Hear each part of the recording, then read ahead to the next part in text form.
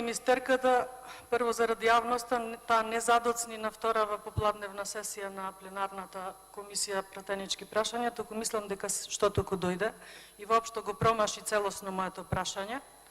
Анализи министерке требаше да правите пред да ветувате. И сега повторно ве слушам како ќе планирате, ќе изведете нешто во иднина, а моето конкретно прашање се однесуваше, ве молам колешка Кузмановска, ова се пратенички прашања, а вие не сте министерка, за жал. И ќе ве замолам и вас, подпредседателе, да воведете ред, затоа што времето ми тече. Сепак, колешка, јас сум одговорен за редот во салата и мислам дека процедурално дофрлање од место не е коректно. Од моја страна или од нејзина? Ги повикувам пратениците да со внимание ги слушаат пратеничките прашања. Јако еден од вашите колеги не сакаше да постави прашање.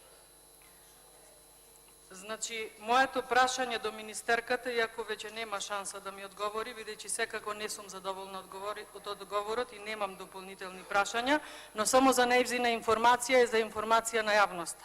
Да и кажам дека во комисиите за преоценка и ревизија, за мобилност, слепило, глувост и туѓа нега, се ангажирани исклучиво директори на Здравствен дом Скопје, Хируршка болница Свети Наум Охридски, Клиника за неврохирургија, Здравствен дом Железара, доскоро и директорка на Институтот за физикална медицина.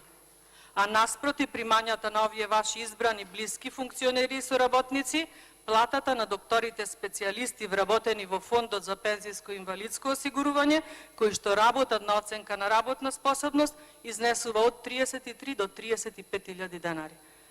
За тоа ви зборував, министерке, комплетно го промашивте одговорот на моето прашање, се обидовте повторно да се навраќате на минатото, ние сега сме во сегашноста, минатото оставете го назад. Вие ветувавте дека многу работи коренито ќе ги промените, за жал ништо од тоа не видовте. Не видовме и затоа ви порачав дека многу доцна доаѓате во Гостивар, дека во Гостивар повеќе нема млади кои што ќе ги убедите да вложуваат во бизнис, да отвараат приватни фирми и слично.